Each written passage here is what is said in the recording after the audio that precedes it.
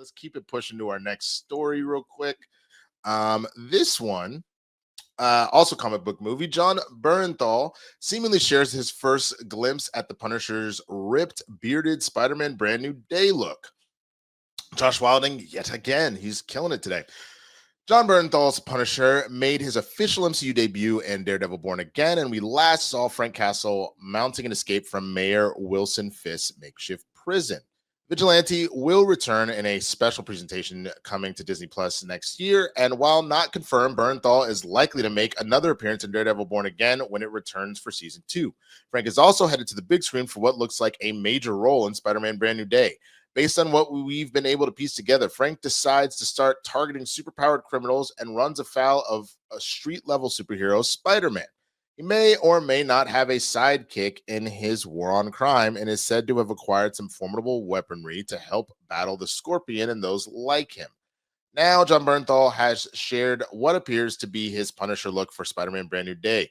Just like in those special presentation set photos, it seems we can expect Frank to rock a beard not dissimilar to the one he had during Rick Remender and Marco Checho's acclaimed run, which featured a few appearances from Spidey. I care very deeply about Frank. I'm really grateful that I'm getting an opportunity to tell the story that I think the fans deserve. We're giving it our all, and we're trying to tell a Frank Castle story that we're going to turn our back on the audience. Wait. We're giving it our all, and we're trying to tell a Frank Castle story that we're going to turn our back on the audience. It's not going to be easy. It's not going to be light, and I think it's the version that this character deserves, and I'm just beyond honored and grateful that we get the opportunity. Asked how the standalone special will compare to the Netflix series, Bernthal teased it's going to be dark. Frank has no interest in breaking out the darkness. It's not going to be easy. I don't know if that's the Netflix tone, then that's what it's going to be. It will not be Punisher Light. I promise you that.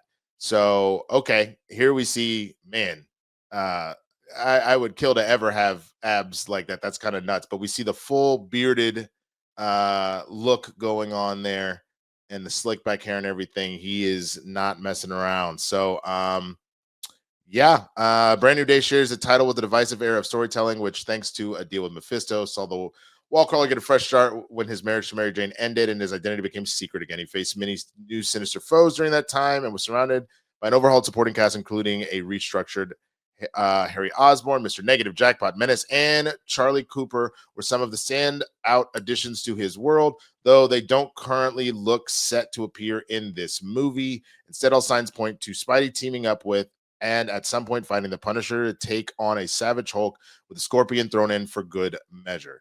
Several other villains are reportedly set to appear in the movie, including Tombstone, Tarantula, Boomerang, and Ramrod. There's been some chatter online about the Venom symbiote factoring into the story, potentially setting the stage for Matt Gargan to eventually don the alien costume as well. The movie's being helmed by Destin Daniel Creighton. Okay.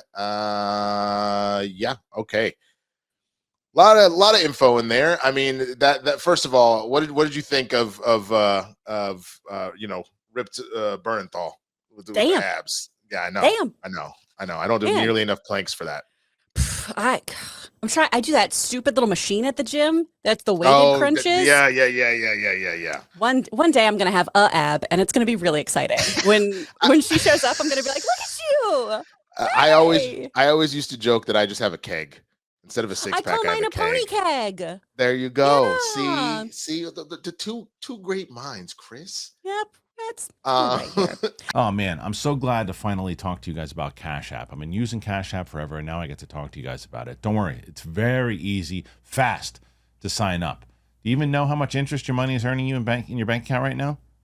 Well, let me tell you some stuff. Cash App can do way more than you think to make your money work for you. If you direct deposit at least $300 in paychecks each month and use the Cash App card for purchases, you can earn up to 4% annual interest on your savings. There's no hidden fees, no minimum balance requirements. Also, you can hit your saving goals even faster by turning on the Roundups feature on your Cash App card. With Roundups, every purchase you make using the card is rounded up to the nearest dollar, and that spare change is automatically put into your savings. Don't let your money sit around and gather dust. Make it work for you. Take advantage of high interest savings on Cash App today. For a limited time only, new Cash App customers can use our exclusive code and earn some additional cash. For real, just download the Cash app, use our exclusive referral code Christian in your profile, send $5 to a friend within 14 days, you're going to get $10 dropped right into your account. Terms apply. That's money. That's Cash App. Cash App is a financial service platform, not a bank. Banking services provided by Cash App's bank partner. Prepaid debit cards issued by Sutton Bank, members FDIC, direct deposit, roundups, overdraft coverage, and discounts provided by Cash App, a Block Inc. brand. Visit cash.app/legal/podcast for full disclosure. He looks great. And this also, him getting into such great shape for the role, not only makes sense because of all the athleticism that he needs, all the fight choreography that he's going to do. Bernthal has talked about his process a lot when it comes to creating characters. And one of the first things he does after he goes through his script is figure out those kind of mundane physicalities. How does this person sit? How do they hold themselves? How do they walk through the world? Are they a chest out person? Are they shoulders rolled kind of person? Physicality is a really big part of his acting. So him really putting the work totally makes sense for a character like Frank Castle. And you love to see it because the guy's so invested. I mean, he's working on the script. He's acting in it. He loves this character. I'm really interested in that line, though, of we're going to turn our back on the audience. Is this finally going to be a moment of, you guys need to stop revering this character? Is this going to be a moment where we see Frank Castle act totally other to what we've seen before? That's what I'm really interested in. I mean, because that's the whole thing. He is meant to be a character that at times you get it, and at other times you're like, you have gone entirely too far. That is supposed to be the point. And I think that was kind of alluded to in Born Again in what he had essentially spawned by him doing what he did. And then what do they call themselves? They didn't call themselves like the Punisher gang, but it was all those cops that were essentially wearing his moniker and whatnot. It was the idea of like, no, you have gone too far. And if anything, it reminds me a lot of times of, it happens with Batman as a whole, but I think the one that sticks out the most is the opening of The Dark Knight. And it's like, what makes you different than us? I'm not wearing hockey pants, which I just realized. Perfect impression. Thank you. I realized look, from a very talented, very accomplished voiceover artist like you, that actually means the world to me. So that's I'm not wearing hockey pants. I will say, and then I'll get back to my thought. I thought for the longest time he was saying hockey pants and not pads. And that's where I also was like, bro, you need to enunciate. I had no idea that that's what you were trying to say. But that whole mentality that he spawned a bunch of copycats, that people all of a sudden were like, oh yeah, you're vigilante. You're right. The streets are crazy. We got to stop it. And instead it was like, no, you're putting people at danger. You're like yourself, you're endangering plenty of others, like Batman going out of his way to make sure that everybody's okay, where these dudes are just wielding shotguns because they have no skills and all that kind of stuff. It was the same thing that the Punisher, he's already going too far himself, but the means in which he's doing it, people are like, yeah, cool, let's pull out the shotgun and let's just blowing away whoever, mobster. We think you're a mobster, so we're gonna shoot you. Like, I don't, you know what I'm saying? Like, I think that this is good to really make sure that we are aware of the fact that the Punisher can be a tool for good, but most of the time, there's a reason why most of the heroes do not get along with him. Yeah.